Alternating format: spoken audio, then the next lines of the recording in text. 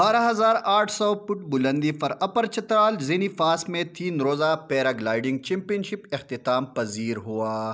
Paragliding championship में कराची के मीर उस्मान ने एक्यूरेसी लैंडिंग में और ज़हीर बाबर ने क्लोज लैंडिंग में पहली पोजीशन हासिल किया।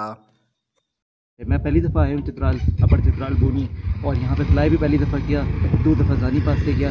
यहाँ की कंडीशन टफ़ है, पर as a local pilot for Pakistani pilot हमें यहाँ पे आना चाहिए, ऐसे इवेंट्स होने चाहिए। ये इवेंट बहुत ज़्यादा एक्साइटेड थे आने के लिए भी, यहाँ आके भी बहुत ज़्यादा अच्छा एक्सपीरियंस रहा है कि हम ककलश की ब्यूटी को भी एक्सप्लोर कर रहे हैं और यहाँ से फ्लाई भी कर रहे हैं, तो it's a really amazing experience.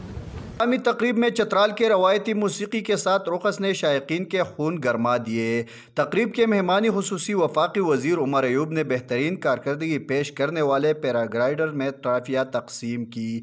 नासर ज़ादा, आज न्यूज़ चतराल।